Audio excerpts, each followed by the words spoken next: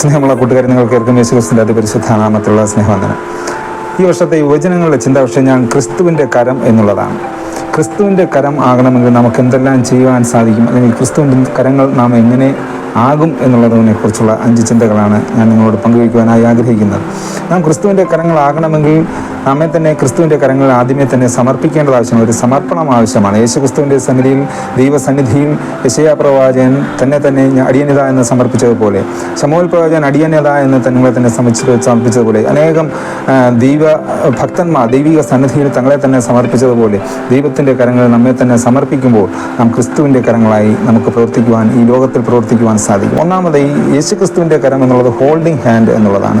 ജീവിതത്തിൻ്റെ പ്രതിസന്ധികൾ, ജീവിതത്തിൽ നട്ടം തിരിയുന്ന അവസരങ്ങൾ, ആ പ്രശ്നങ്ങളുടെ അവസ്ഥകൾ, ഇരുളടഞ്ഞ സാഹചര്യങ്ങളിൽ ദൈവത്തിൻ്റെ കരം നമ്മെ പിടിച്ചു നിർത്തുന്ന കരമാണ്, താങ്ങി നിർത്തുന്ന കരമാണ്. പിടിച്ച ആ പ്രതിസന്ധികളിൽ നിന്നും ഉയർത്തുകയും അതിനെ തരണം ചെയ്യുവാൻ നമ്മെ സഹായിക്കുകയും ചെയ്യുന്ന ശക്തിമത്തായ കരമാണ് യേശു ക്രിസ്തുവിൻ്റെ കരം എന്നുള്ളത് നമുക്ക് ഓരോരുത്തർക്കും മനസ്സിലാക്കുവാൻ സാധിക്കും. നമ്മുടെ അനുഭവങ്ങളിൽ നിന്ന് തന്നെ നമുക്ക് അത് അറിയാവുന്നതാണ്. നമ്മുടെ ജീവിതത്തിൽ അനേകം പ്രതിസന്ധികളും പ്രശ്നങ്ങളും കടന്നു വരുമ്പോൾ ആ പ്രതിസന്ധികളെല്ലാം അതിജീവിക്കുവാൻ ദൈവത്തിൻ്റെ കരങ്ങളിൽ നാം ആശ്രയിക്കുമ്പോൾ ദൈവം നമ്മെ അതിൽ നിന്നുമെല്ലാം വിടുവിക്കുന്നതായി നമുക്ക് മനസ്സിലാക്കുവാൻ സാധിക്കും. നമ്മുടെ അനുഭവമാണ്. എത്രയോ അനുഭവങ്ങൾ നമ്മുടെ ജീവിതത്തിലുണ്ട് പ്രിയമുള്ള. മത്തായി എഴുതിയ സുവിശേഷം 14-22 മുതൽ 33 വരെയുള്ള വേദഭാഗങ്ങളിൽ അവിടെ ഒരു സംഭവം നമ്മൾ കാണുകയാണ്. യേശു ക്രിസ്തു ശിഷ്യന്മാരെ പറഞ്ഞയച്ചതിന് ശേഷം പ്രാർത്ഥനയ്ക്ക് മലയിലേക്ക് പോയി.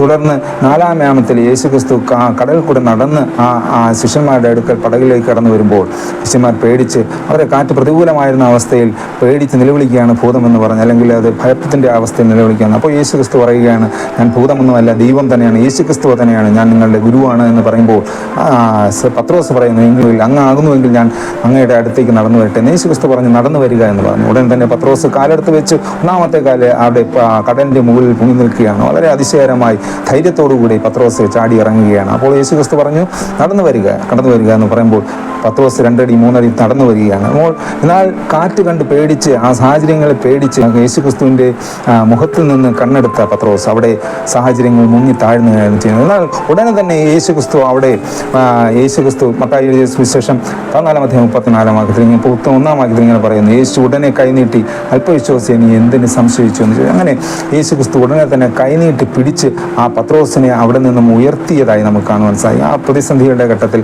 ആ ഇരുളടഞ്ഞ സാഹചര്യങ്ങൾ അവിടെ നിന്നും ഉയർത്തി പത്രോസിനെ അവിടെ സഹായിച്ചതായി നമുക്ക് കാണാം. നമ്മുടെ ജീവിതത്തിലും ഇതുപോലെയുള്ള പ്രതിസന്ധികളുടെ ഘട്ടത്തിൽ നമ്മെ താങ്ങുന്ന, ആ ഹോൾഡ് ചെയ്യുന്ന, നമ്മെ ശക്തിയോടെ പിടിച്ചു നിർത്തുന്ന ഒരു കരമാണ് യേശു ക്രിസ്തുവിൻ്റെ കരം. ആ കരങ്ങൾ നമ്മെ തന്നെ സമർപ്പിക്കുവാൻ നമുക്ക് കഴിയണം പ്രിയമുള്ളവർ. ആ ഒരു സാഹചര്യം, അതുമായി ബന്ധപ്പെട്ട് നമ്മുടെ ജീവിതത്തിൽ മറ്റുള്ളവർക്ക് താങ്ങായി, തണലായി, മറ്റുള്ളവരെ പിടിച്ചു നിർത്തുന്ന ഒരു കരമായി നമ്മുടെ കരം മാറുന്നുണ്ടോ എന്നുള്ളതും ചിന്തനീയമാണ്.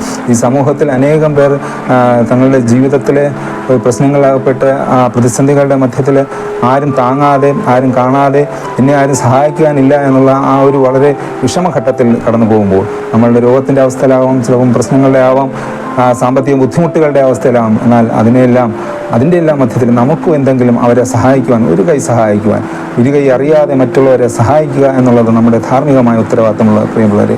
ഇത് ദൈവത്തിൻ്റെ സന്നിധിയിൽ ആശ്രയിച്ചുകൊണ്ട് നമുക്കും അവരെ താങ്ങാൻ സഹായിക്കണം, അവരെ ചേർത്ത് പിടിക്കുവാൻ, അവരെ ഒന്ന് കൈപിടിച്ചുയർത്തുവാൻ, സമൂഹത്തിൻ്റെ മുഖ്യധാരയിലേക്ക് കൊണ്ടുവരുവാൻ നമുക്കും കഴിയട്ടെ എന്നുള്ളതാണ്. അതാണ് യുവജനങ്ങളുടെ ഒന്നാമത്തെ ഒരു ഉത്തരവാദിത്തമായിട്ട് നമുക്കിവിടെ കാണാൻ സാധിക്കുക.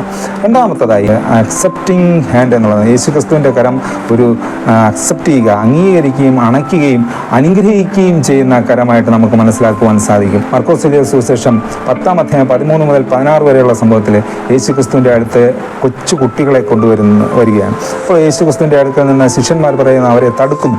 അവരെ യേശു ക്രിസ്തുവിൻ്റെ അടുക്കൽ കൊണ്ടുവരാതെ അവരെ തടുക്കുന്ന സമയത്ത് യേശു ക്രിസ്തു, നമുക്കറിയാമല്ലോ യേശു ക്രിസ്തു പറയുന്ന, അവരെ ശിശുക്കളെ എൻ്റെ അടുക്കൽ വീഴുവാൻ മുടിയുന്നു, അവരെ തടുക്കരുത്, സ്വർഗ്ഗരാജ്യം ഇങ്ങനെയുള്ളവരുടേതല്ലോ എന്ന് പറഞ്ഞ് അതോടൊപ്പം തന്നെ യേശു ക്രിസ്തു അവരെ അണയ്ക്കുകയും അവരെ മാറോട് ചേർത്ത് അണയ്ക്കുകയും അനുഗ്രഹിക്കുകയും ചെയ്യുന്ന സംഭവം നമുക്ക് അവിടെ കാണുവാൻ സാധിക്കും. യേശു ക്രിസ്തുവിൻ്റെ കരം അണയ്ക്കുകയും അനുഗ്രഹിക്കുകയും ചെയ്യുന്ന കരമാണ്. ആരും പ്രതിസന്ധികളും മാറി നിൽക്കേണ്ടവരല്ല. യേശു ക്രിസ്തുവിൻ്റെ സ്ഥലത്തേക്ക് യേശു ക്രിസ്തുവിന് എപ്പോഴും അപ്രോച്ചബിളാണ്, ആൾവേസ് അപ്രോച്ചബിൾ എന്നുള്ളതാണ് യേശു ക്രിസ്തു പറയുന്നത്. എപ്പോഴും എല്ലാവർക്കും എവിടെയും കടന്നു ചെല്ലുവാൻ സാധിക്കുന്ന ആ ഒരു വ്യക്തിത്വമാണ് യേശു ക്രിസ്തുവിൻ്റെ. ഏത് പ്രതിസന്ധിയുടെ സന്നദ്ധിയിലും, ഏതൊരു പ്രശ്നങ്ങൾ അകപ്പെട്ട സാഹചര്യങ്ങളിലും, ഏതെങ്കിലും വിഷമം നിറഞ്ഞ സാഹചര്യങ്ങളിൽ യേശു ക്രിസ്തുവിൻ്റെ അടുത്ത് നമുക്ക് നേരിട്ട് കടന്നു പോവുകയും യേശു ക്രിസ്തുവിനോട് നമുക്ക് പ്രശ്നങ്ങൾ പറയുവാനും അതിൽ നിന്ന് ദൈവികമായിട്ടുള്ള വിടുതൽ പ്രാപിക്കുവാനുള്ള അവകാശവും സ്വാതന്ത്ര്യവും ദൈവം നമുക്ക് നൽകിയിരിക്കുന്നു പ്രിയമുള്ളവരെ. അതാണ് അതോടൊപ്പം നിങ്ങൾ ശിശുക്കളെ പോലെ തിരിഞ്ഞു വരണം എന്നുള്ള ഒരു വലിയ ചിന്തയും കൂടെ അവിടെ പങ്കുവയ്ക്കുകയാണ്. നമ്മൾ യേശുക്രിസ്തുവിൻ്റെ അടുത്തേക്ക് പോകുമ്പോൾ നമ്മൾ ഏത് പ്രതിസന്ധികളുടെ മധ്യത്തിൽ യുവാക്കളായ നമുക്ക് അനേകം പ്രശ്നങ്ങൾ ഉണ്ട്.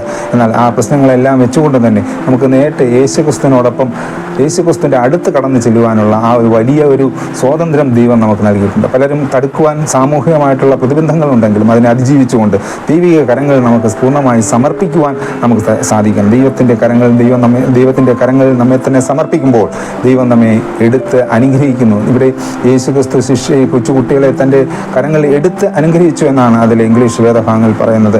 തന്നെ തൊട്ട് അനുഗ്രഹിക്കുക, അതിനെ അണച്ച് മാറോട് ചേർത്ത് അണച്ച് അനുഗ്രഹിക്കുന്ന ദൈവത്തിൻ്റെ കരങ്ങൾ നമ്മെ തന്നെ സമർപ്പിക്കുവാൻ നമുക്ക് സാധിക്കും. അതോടൊപ്പം തന്നെ നാം മറ്റുള്ളവർക്ക് അനുഗ്രഹകരമായുള്ള അനുഗ്രഹപാത്രങ്ങളായി മാറുക എന്നുള്ളത് വളരെ പ്രധാനം. നിങ്ങൾ ശത്രുക്കളെ ശപിക്കാതെ അനുഗ്രഹിപ്പിൻ എന്ന് യേശുക്രിസ്തു പറയുന്നുവല്ലോ പ്രിയരെ. നമ്മളെ ജീവിതത്തിൽ മറ്റുള്ളവരെ അനുഗ്രഹിക്കുവാൻ, മറ്റുള്ളവരെ താങ്ങുവാൻ, മറ്റുള്ളവരെ അണയ്ക്കുവാനും, സമൂഹത്തിൻ്റെ പാർശ്വവൽക്കപ്പെട്ടവരെ അണയ്ക്കുവാനും, യേശുക്രിസ്തുവിൻ്റെ ഭാഗത്തേക്ക് മറ്റുള്ളവരെ കൊണ്ടുവരുവാനുമുള്ള ഉത്തരവാദിത്വവും നമുക്കുണ്ട് പ്രിയമുള്ളവർ. നമ്മുടെ കുടുംബത്തിലുള്ള കൊച്ചുകുട്ടികളെ തന്നെ അവരുടെ പ്രശ്നങ്ങളിൽ നമുക്ക് അറിയാത്ത അനേകം പ്രശ്നങ്ങൾ അവരുടെ ജീവിതത്തിലും ഉണ്ടാകും. എന്നാൽ അവരുടെ പ്രശ്നങ്ങൾ എന്തെങ്കിലും പ്രതിസന്ധികൾ അകപ്പെട്ടുവെങ്കിൽ അവരെ തള്ളിക്കളയാതെ അവരെയും ചേർത്ത് മാറോടെ അണയ്ക്കുവാനും അവരെ ദൈവത്തിൻ്റെ സന്നിധിയിൽ കൊണ്ടുവന്ന് അവരെയും ദൈവിക ഭാഗത്തേക്ക് ആക്കുവാനുമുള്ള ഉത്തരവാദിത്തമുണ്ട്. അതുപോലെ തന്നെ യുവാക്കൾക്ക് അനേകം പ്രശ്നങ്ങൾ നമ്മുടെ സമൂഹത്തിലുണ്ട്.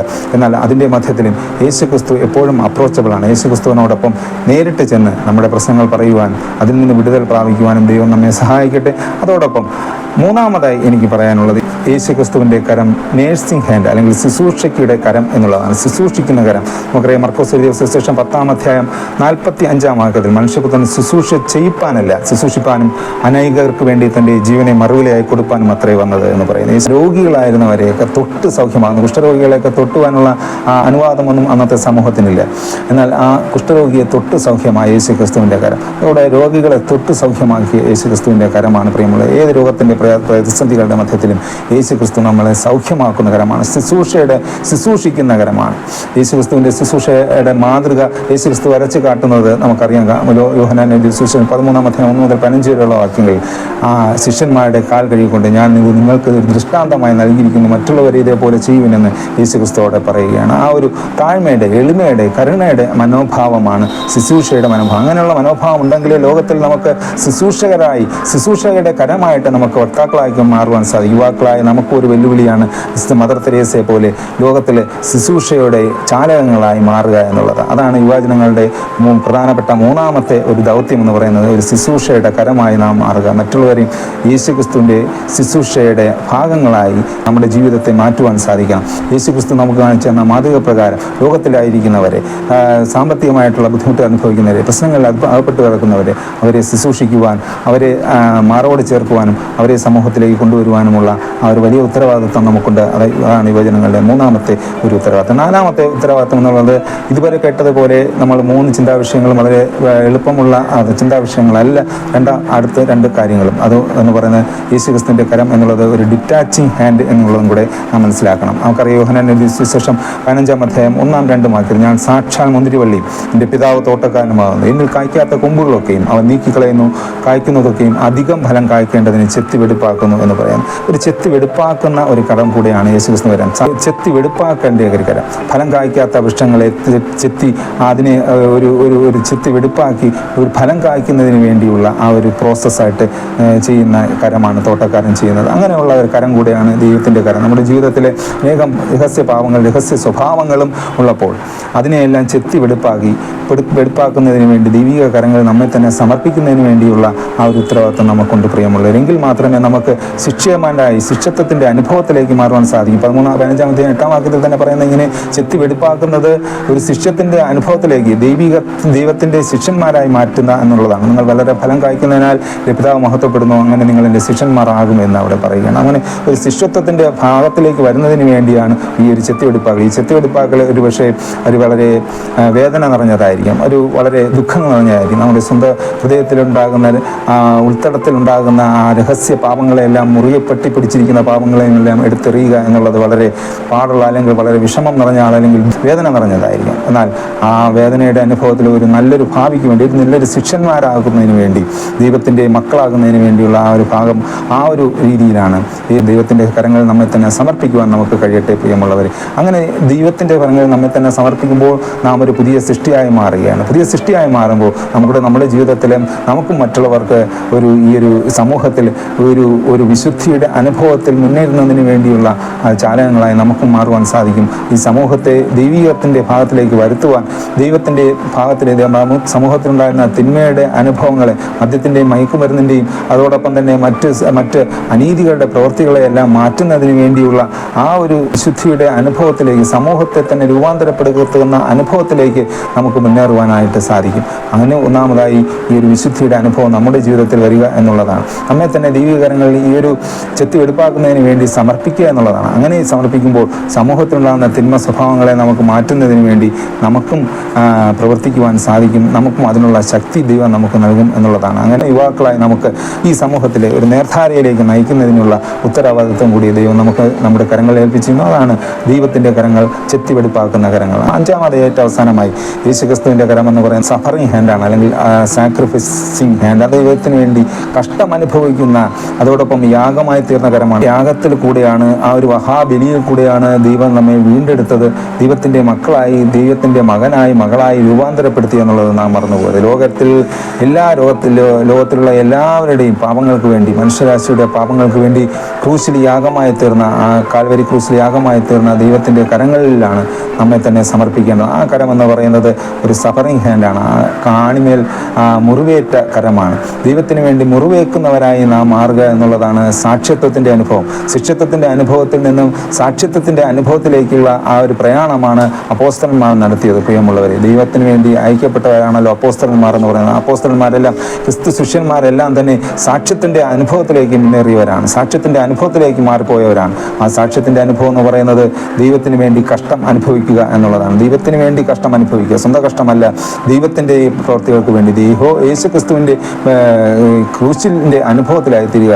ഈ സുഡേനക്കാരനായ ശൂമോൻ യേശു ക്രിസ്തുവിൻ്റെ ക്രൂശ് ചുമത്താണ്ടാവുക ആ കയ്യിലുണ്ടായിരുന്ന തഴമ്പെങ്കിലും നമ്മുടെ ജീവിതത്തിൻ്റെ അനുഭവങ്ങൾ നമ്മുടെ ശരീരത്തിലെ കയ്യിൽ നോക്കുമ്പോൾ കണ്ടില്ല എങ്കിൽ ഒരുപക്ഷെ അത് ക്രിസ്ത്യാനി എന്ന് പറയുന്നത് വ്യർത്ഥമായിരിക്കും. പ്രിയമുള്ളവർ, യേശു ക്രിസ്തു അറുക്കപ്പെട്ട കുഞ്ഞാടാണ്. ആ അറുക്കപ്പെട്ട കുഞ്ഞാട് നമുക്ക് വേണ്ടി യാഗമായി തീർന്ന കുഞ്ഞാടാണ്. ആ കുഞ്ഞാടിൻ്റെ കരങ്ങളിലാണ് നമ്മെ തന്നെ സമർപ്പിക്കുമ്പോൾ നമ്മുടെ ജീവിതത്തിൽ ഒരു ശിഷ്യത്വത്തിൻ്റെ അനുഭവം, ഒരു സാക്ഷിത്വത്തിൻ്റെ അനുഭവം, അല്ലെങ്കിൽ ഒരു സാക്ഷിയാകുവാനുള്ള ആ ഒരു വെല്ലുവിളിയും കൂടെ യേശു ക്രിസ്തു പറയുകയാണ്. ആർ നമുക്ക് വേണ്ടി പോകും എന്ന് ചോദിക്കുന്ന ദൈവത്തിൻ്റെ ശബ്ദം കേട്ടിട്ട് അടിയനെ അയക്കണമെന്നാണ് യെശയ്യാ പ്രവാചകൻ മറുപടിയായി പറയുന്നത്. അതൊരു സാക്ഷ്യത്വത്തിൻ്റെ അനുഭവമാണ്.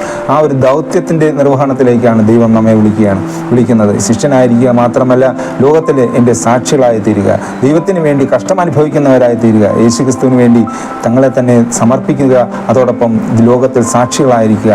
അതാണ് യുവജനങ്ങളുടെ പ്രധാനപ്പെട്ട ദൗത്യം എന്നുള്ളത്.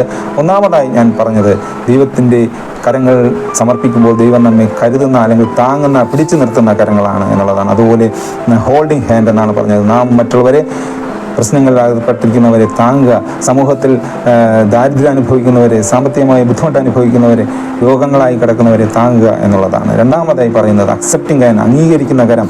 ദൈവം നമ്മെ എപ്പോഴും അംഗീകരിക്കുന്നതിന് വേണ്ടി അപ്രോച്ചബിളായിട്ട് എപ്പോഴും നമുക്ക് ദൈവത്തിൻ്റെ അടുക്കലേക്ക് കടന്നു പോകുവാൻ സാധിക്കുന്ന കരമാണ്. എപ്പോഴും ദൈവം ഏത് പ്രശ്നങ്ങൾ അകപ്പെട്ടിരിക്കുമ്പോഴും ദൈവം നമ്മെ മാറോട് അണച്ച് നമ്മെ അനുഗ്രഹിക്കും. അതോടൊപ്പം തന്നെ നമുക്കും മറ്റുള്ളവരെ സഹായിക്കുവാൻ, നമ്മളെ അംഗീകരിക്കുവാൻ, മറ്റുള്ളവരെ സമൂഹത്തിൻ്റെ മുഖ്യധാരയിലേക്ക് കൊണ്ടുവരുവാൻ നമുക്ക് കഴിയണം, അവരെ അനുഗ്രഹിക്കുന്നവരായി തീരുവാൻ നമുക്ക് കഴിയണം എന്നുള്ളതും പറഞ്ഞ്. മൂന്നാമതായി പറഞ്ഞ നേഴ്സിംഗ് ഹാൻഡ്, അല്ലെങ്കിൽ നർച്ചറിങ് ഹാൻഡ് അഥവാ ശുശ്രൂഷയുടെ കരമാണ്. യേശുക്രിസ്തു ശുശ്രൂഷിക്കപ്പെടുവാനല്ല, ശുശ്രൂഷിപ്പാനാണ് എന്നതുപോലെ നാം മറ്റുള്ളവരെ ഈ ലോകത്തിൽ ശുശ്രൂഷിക്കപ്പെടുവാനല്ല, ശുശ്രൂഷകരായി നാം മാറണം. മറ്റുള്ളവരെ ശുശ്രൂഷിക്കുന്നവരായി, ലോകത്തിലെ അവരെ താങ്ങുന്നവരായി, അവരെ ശുശ്രൂഷിക്കുന്നവരായി, അവരും ദൈവത്തിൻ്റെ അടുക്കലേക്ക് കൊണ്ടുവരുന്നവരായി നമുക്ക് മാറുവാൻ സാധിക്കണം. നാലാമതായി പറഞ്ഞത് ഡിറ്റാച്ചിങ് ഹാൻഡ് എന്നുള്ളത്. ചെത്തി വെടുപ്പാക്കുന്നു, ചില ഭാരശിക്ഷകൾ നൽകി ചെത്തി വെടുപ്പാക്കുന്നു, ദൈവത്തിൻ്റെ കരങ്ങളിലേക്ക് കൂടുതൽ അടുക്കുന്നതിന് വേണ്ടി, അത് ശിഷ്യത്വത്തിൻ്റെ അനുഭവത്തിലേക്ക് മുന്നേറുന്നതിന് വേണ്ടി ദൈവം നമ്മെ സഹായിക്കുന്നു എന്നുള്ളതാണ്. അങ്ങനെ നാം ശിഷ്യന്മാരായി മാറുമ്പോൾ സമൂഹത്തിലുണ്ടാകുന്ന തിന്മശക്തികൾക്കെതിരെ തിന്മശക്തികളെ വെട്ടിമുറിച്ച് മാറ്റുവാൻ നമുക്ക് ദൈവം ശക്തി നൽകും എന്ന് നമ്മൾ പഠിച്ചു. അഞ്ചാമതായി പറഞ്ഞത് ദൈവത്തിൻ്റെ കരം എന്ന് പറയുന്നത് സഫറിങ് ഹാൻഡാണ്. അതൊരു പൂമത്തയല്ല, അതൊരു കഷ്ടപ്പാടിൻ്റെ അനുഭവമാണ്. ദൈവത്തിന് വേണ്ടി കഷ്ടം അനുഭവിക്കുന്ന സാക്ഷ്യത്വത്തിൻ്റെ അനുഭവമാണ് സാക്ഷ്യമാണ് എന്നുള്ളതാണ്. രക്തസാക്ഷിയായി മാറുക എന്നുള്ളതാണ് അതിൻ്റെ ഒറിജിനലായിട്ട് മാട്രിക്സ് എന്ന് പറയുന്നത്. അതുപോലെ ദൈവത്തിന് വേണ്ടി തങ്ങളെ തന്നെ യാഗമായി തീരുക എന്നുള്ളതാണ് ശിഷ്യന്മാർ സ്വീകരിച്ചതും അത് തന്നെയാണ്. ദൈവത്തിൻ്റെ മുൻപിൽ തങ്ങളെ തന്നെ സമർപ്പിക്കുന്നവരായി, സമർപ്പിതരായി സാക്ഷിത്വത്തിൻ്റെ അനുഭവത്തിലേക്ക് മാറി എന്നുള്ളതാണ്. അതോടൊപ്പം നമുക്കും നമ്മുടെ ജീവിതത്തിൽ മറ്റുള്ളവരെ ദൈവത്തിൻ്റെ സന്നിധിയിലേക്ക് കൊണ്ടുവരുന്ന സാക്ഷിത്വത്തിൻ്റെ അനുഭവത്തിലേക്ക്, ദൈവത്തിന് വേണ്ടി എന്തെങ്കിലും കഷ്ടം അനുഭവിക്കുന്നവരായി നമുക്ക് മാറുവാൻ ദൈവം നമ്മെ സഹായിക്കട്ടെ. ഈ ഒരു 5 ചിന്തകൾ ഒതുക്കി കൂടെ പറയുകയാണെങ്കിൽ, ഹോൾഡിംഗ് ഹാൻഡ്സിൻ്റെ ഒന്നാമത്തെ അക്ഷരം H എന്നുള്ളതാണ്. രണ്ടാമത്തെ നമ്മൾ പഠിച്ചത് അക്സെപ്റ്റിംഗ് ഹാൻഡ്, രണ്ടാമത്തെ അക്ഷരം A എന്നുള്ളതാണ്, H അക്സെപ്റ്റിംഗ് A.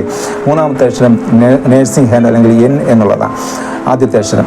നാലാമതായി പറഞ്ഞാൽ ഡിറ്റാച്ചിങ് ഹാൻഡ് അല്ലെങ്കിൽ അതിൻ്റെ ആദ്യത്തെ അക്ഷരം D എന്നുള്ളതാണ്. അഞ്ചാമത്തെ നമ്മൾ പഠിച്ചത് സഫറിംഗ് ഹാൻഡ് അല്ലെങ്കിൽ അതിൻ്റെ ആദ്യത്തെ അക്ഷരം S എന്നുള്ളതാണ്. അപ്പോൾ ആദ്യത്തെ അക്ഷരങ്ങൾ ഒരുമിച്ച് വായിക്കുകയാണെങ്കിൽ HANDS, അവ ഹാൻഡ്സ് എന്ന് പറയുന്ന ആ കരങ്ങൾ എന്നുള്ള ആ ഒരു അർത്ഥതലങ്ങളിലേക്ക് നമുക്ക് പെട്ടെന്ന് ചിന്തിക്കുവാനും അതിനെ ഓർമ്മിച്ചെടുക്കുവാനും സാധിക്കും. അങ്ങനെ ദൈവത്തിൻ്റെ കരങ്ങളായി മാറുവാൻ, ദൈവത്തിൻ്റെ കരങ്ങളിൽ നമ്മെ തന്നെ സമർപ്പിച്ചുകൊണ്ട് ദൈവത്തിൻ്റെ മക്കളായി മാറുവാൻ, ദൈവത്തിൻ്റെ ശിഷ്യരായി മാറുവാൻ, ഒരു പടി കൂടി കടന്ന് ദൈവത്തിൻ്റെ സാക്ഷ്യമുള്ള മക്കളായി, സാക്ഷിത്വമുള്ള മക്കളായി ഈ ലോകത്തിൽ ഇളങ്ങുവാൻ ദൈവം നമ്മെ എല്ലാവരെയും സമൃദ്ധിയായി അനുഗ്രഹിക്കുമാറാകട്ടെ. അതിനുവേണ്ടി ദൈവം നമ്മെ എല്ലാവരെയും ഒരുക്കുമാറാകട്ടെ എന്ന് പ്രാർത്ഥിച്ചുകൊണ്ട് ആശംസിച്ചുകൊണ്ട് നിർത്തുന്നു.